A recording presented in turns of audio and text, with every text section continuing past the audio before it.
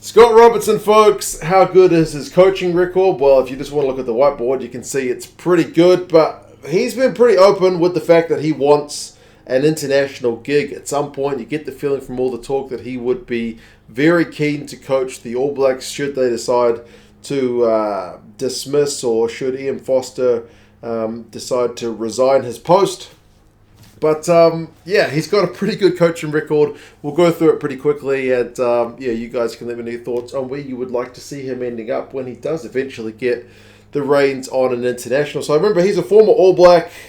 He's been around the blocks before he got his first head coaching gig in 2013. He was an assistant coach, so he kind of paid his dues before he started off. He did start off in Canterbury in the NPC, which is our local competition here in New Zealand. You could consider it third tier. If international is first tier, Super Rugby is second tier, then it's the NPC. And he took Canterbury to a title in his first year in 2013. They went 12-2 if you include the playoffs, which is like an 86% winning rate. Now, if you don't know anything about the NPC, Canterbury is one of the powerhouse teams, and they had been on something of a winning run. He took over a winning team, and they kept winning. He took over from Tavai Matson, so they kept winning under him. It's not like he took a team from the bottom and kind of got them to the top, but he took over a good team, and they had a good season, and they won a final in his first year. His second year, 2014, maybe his least successful of all his years in charge of any teams.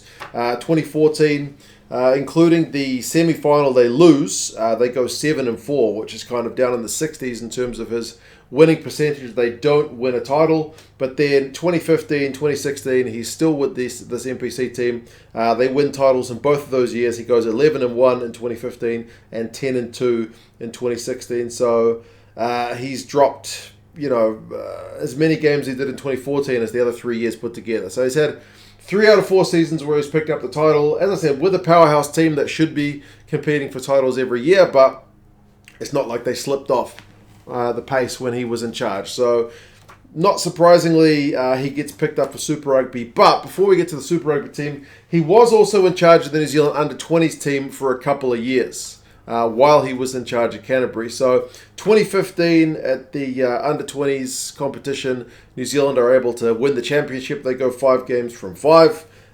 You might think, well, was New Zealand winning the rugby under-20s back in those days? They hadn't won it for the previous 3 years, so it was their first win kind of in 4 attempts, so they did kind of bounce back, if you can call it that. Under-20s is a hard one because the teams change, so often with the guys, who are eligible to be selected, but he won it in that first year, and then second year in 2016, he was also in charge of them. They went 4-1, but that's only good enough for 5th, because I think you played like 3 games at the pool, and based on where you finished in the pool, then you kind of get allocated off like what position you're playing off for. So they were in the playoffs for 5th to 8th. So they lost the pool game, interestingly enough, to Ireland, which meant they were 2-1 in the pool and didn't get to make kind of the race for the playoffs, which is all the top teams essentially. So 4-1 is still an 80% success record, but not good enough to kind of come home with a title with the under-20s, but still he did get the one in the previous year. Finishes up with a 90% winning rate in the under-20s, but just the one trophy. And then he moves on to the Crusaders. Like I said, on the back of some successful runs with the under-20s and Canterbury, he kind of famously gets picked up by the Crusaders, and it's pretty much been a happy hunting ground for the Crusaders in Super Rugby since Scott Robertson took over. First year, 2017, they go 17-1 for a 94% winning rate. I think they just lost one of the games to the New Zealand teams. They won the final away in South Africa. And again, you might be thinking, well, of course, the Crusaders, man. They're a powerhouse team in Super Rugby. It's not kind of a real surprise that they won a title. Well, kind of yes and no. Like, the Crusaders were always there or thereabouts, but they hadn't won a title for about 8 years prior to that under Todd Blackadder. So, he breaks their winless drought and gets them a title in 2017. They get a title in 2018. They go 17-2. I think they again lost 2 matches to New Zealand teams. They beat the Lions in the final, this time at home. 2019 is maybe the lowest success rate in terms of winning percentage he's had with the Crusaders. 14 wins, that's including the playoffs. 2 losses, which I think was the Waratahs and Chiefs, and then 3 draws. But one of those draws is kind of registered as a draw because there was a shooting down in Christchurch, so they called the game off, called it a 0-0 draw, so that kind of mucks up the stats a little bit, but then a couple of draws with South African teams. So still finishes with a title. They beat the Hawaras in the final, and it's 3-peat for the Crusaders. 2020, obviously, we got COVID, so they're 5-1 before the season gets canned. They switched to Super Rugby Aotearoa, so just the New Zealand teams playing. The Crusaders win that one. There's no final in that competition, but they finished with a 6-1 record, which is good enough for the top spot. There was COVID disruptions with the end of the competition, but the Crusaders finished the top team. Super Rugby Aotearoa, the second season. Do the Crusaders win it? Yes, they do. They go 7-2. Super Rugby Trans-Tasman, that's the only one that they didn't win. The Crusaders, the Super Rugby Trans-Tasman, and believe it or not, if you guys didn't follow it, they still went 5 from 5, 100% record, but they didn't have the best points difference. They were like the third best team on points difference to make the final. So 3 teams went 5 wins from 5. It was just New Zealand teams against Australian teams. So yeah, the Crusaders didn't make the final, which the Blues, my mighty Blues, ended up going to win that one. So I feel like if the Crusaders had made the final, they probably would have won it, but they didn't make the final. And then this year's Super Rugby Pacific competition, the Crusaders did look a little bit vulnerable because they lost a couple of home games, but they still go 11-3.